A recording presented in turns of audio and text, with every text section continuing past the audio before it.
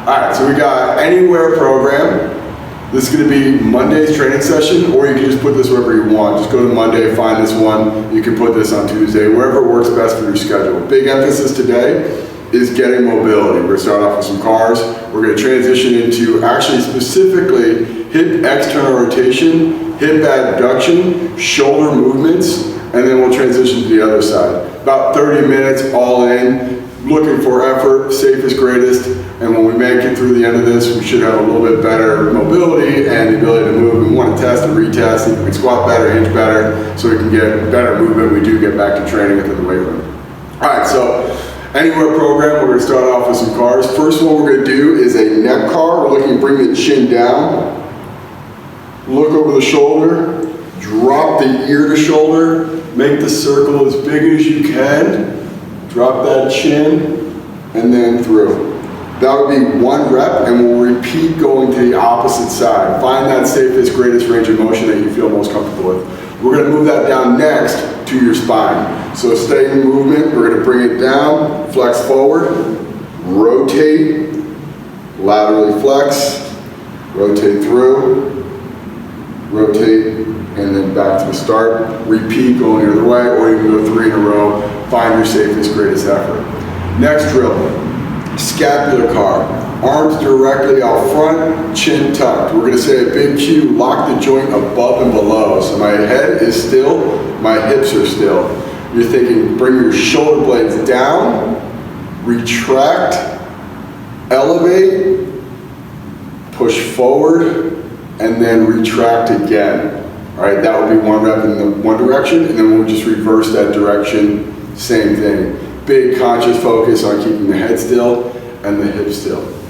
After we're done with scapula, we're going to move on to arm. So on the arm, we're going to externally rotate to start. So I have this supinated position of my arm. I'm locked in here, I'm locked in my lower body, locked into my chin. I want to come up, across, keeping that externally rotated position till I get to that ear. You might have a stop point here. If you feel like you can't get any further, try not to adjust your body, just stop there, and then we're going to start our rotation as we come around, keeping this shoulder locked in, rotating all the way around till we get to the pocket. We still want to rotate that arm in, so my palm is actually facing away from me. Now going the opposite direction, I want to keep that hand position as long as I can, really trying to focus on keeping the upper arm in.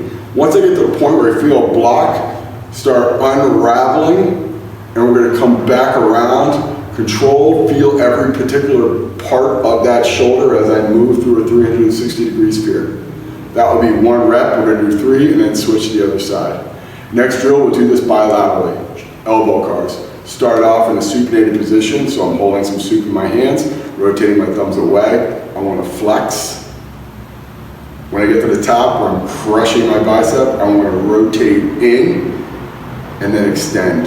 Now I'm in a pronated position. I want to reverse that,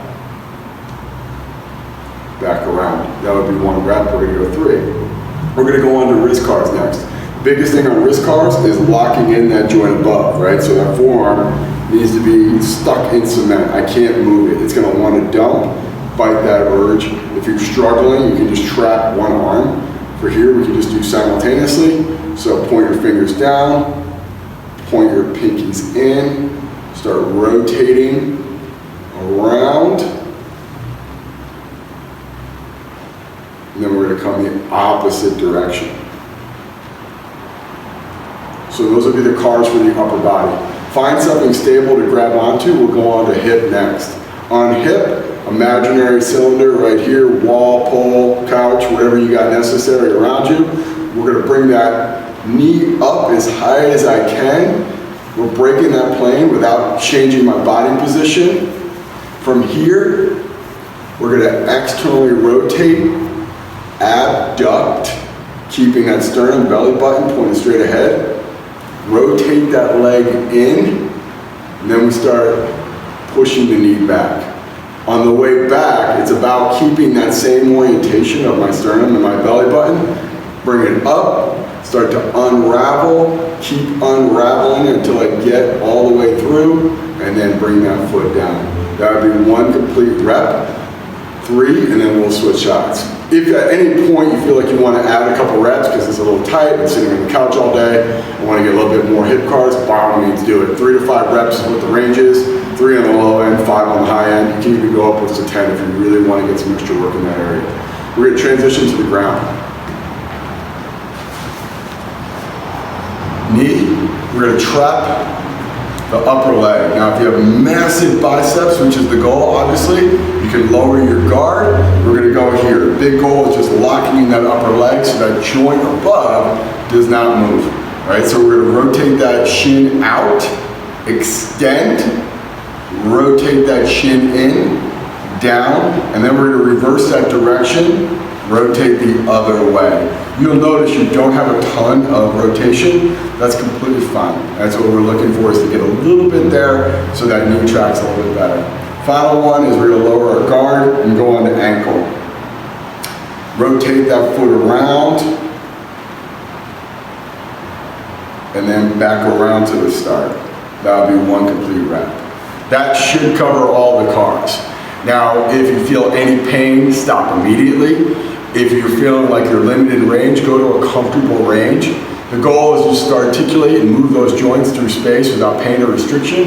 And the more and more repetitions you get, the more and more you should be able to have. And that's how we're going to prepare going into our actual mobility training session.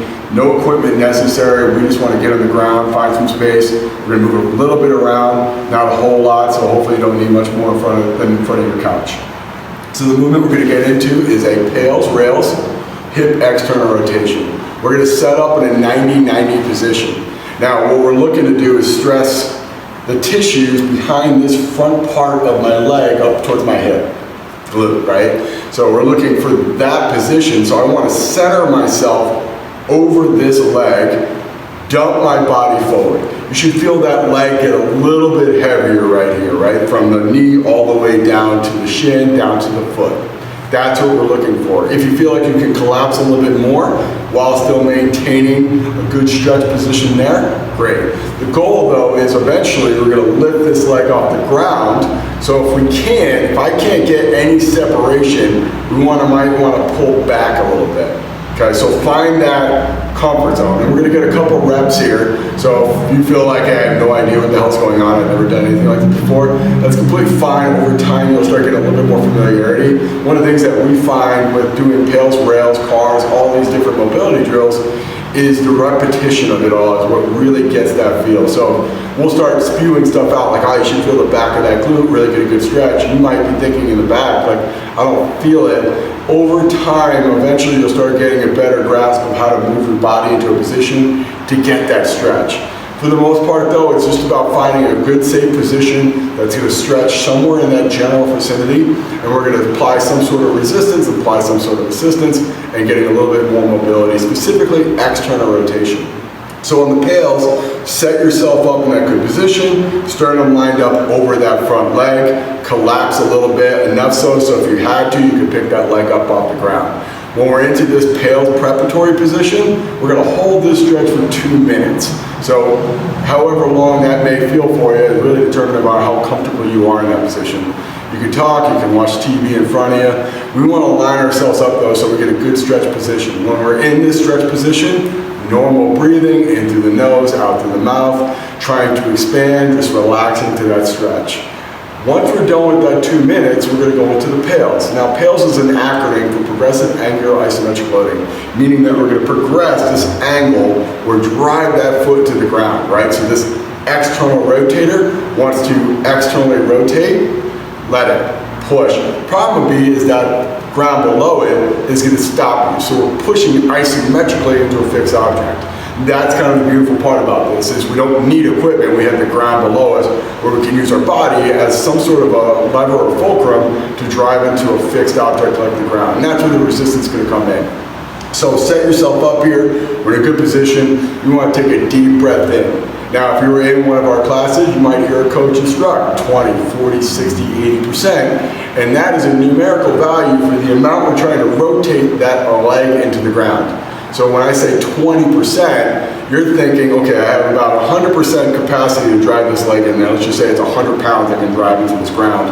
Right now I'm just driving about 20 pounds. So if I'm just trying to move a 20-pound weight down into the ground, you're obviously not going to move, but we're thinking, okay, I'm applying a little bit more pressure into the ground on this side. We want to trap this knee, and then you're going to slowly ramp up to 40%. We're going to ramp that up further to 60, thinking in between these numbers is a slow, gradual ramp, so it's not just 20 stop, 40 stop, it's 20, 21, 22, all the way up to 40. And then we work up to 80, and then 100%. Once you reach that 100%, which you determine what that is, finding your safest position for the greatest effort you can give without pain, we're going to hold that for 10 seconds. 10 hard seconds. Give as much effort as you feel like you need. The more effort, the better the result. However, if you're not familiar with this or you feel uncomfortable, go to the safest, greatest effort you feel you can attain today.